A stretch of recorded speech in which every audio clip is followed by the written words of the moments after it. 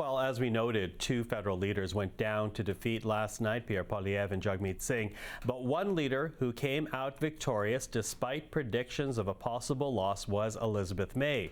The Green Party co-leader securing nearly 39% of the vote in the BC riding of Saanich-Gulf Islands. And we're happy to have on the program right now Elizabeth May herself. Hello to you, Ms. May.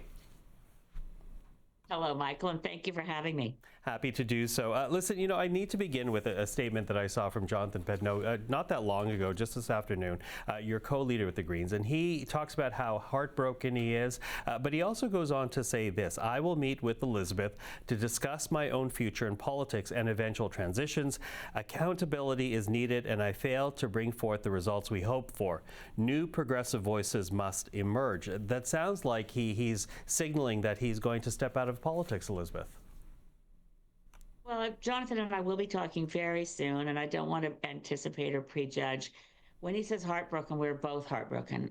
We had wonderful candidates across the country, and it was, I don't think, as Jonathan seems to be in that statement, suggesting the failure is his. Had he been in the leaders' debates, which we were assured we would be, and he and I had jointly decided that in any place where you could only have one leader, within the co-leadership model of Greens around the world, there are other countries where co-leaders say, okay, in the election, in this period, one of us has to do the things that are for one leader alone.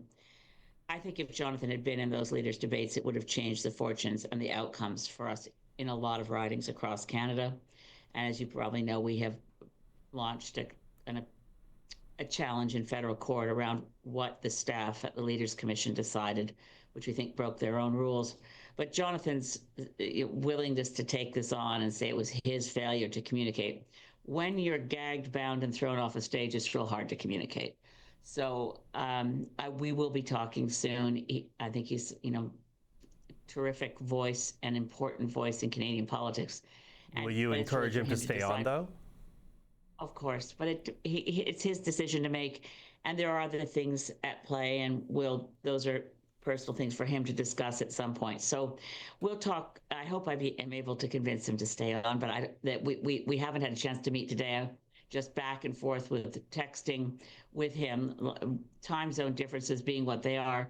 By the time I knew the results here, it was too late to be calling Montreal by the time, and we still don't know the results, by the way. Kitchener Centre is still being recounted, where Mike Morris was the Green MP, and just so spectacular. We have a lot of heartbreaks from last night. I never imagined in a million years that I'd be the only Green MP returning to Parliament. We were quite certain that there were multiples of Greens who would be going into Parliament, some returning and some for the first time. Can I jump in there, Elizabeth? That does remain hard. Yeah, hard. I just want to jump in because, as you say, you're going to be right now, depending what happens in Kitchener Centre, at this point, you're going to be the lone MP for the Green Party in the House of Commons. What can you really accomplish with that one vote?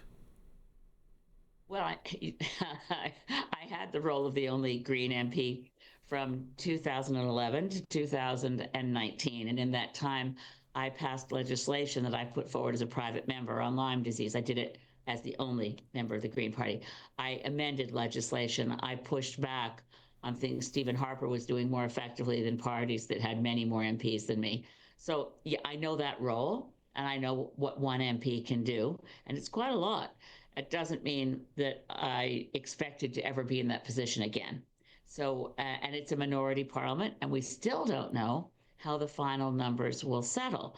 If it turns out that I'm in a position, which can happen, we just don't know the numbers.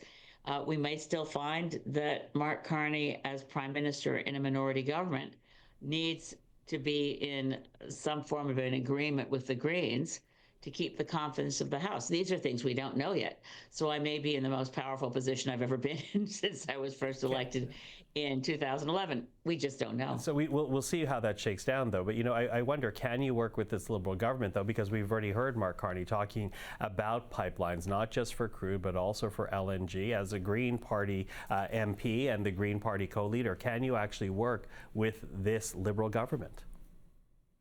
Well, we've worked, I worked to get a lot done when I was first elected, and I was dealing with a majority Conservative government under Stephen Harper, and I was actually able to be the only MP who protected a science center in my riding that the Harper administration had decided it was shutting down. I'm the only MP who succeeded in getting them to reverse the decision.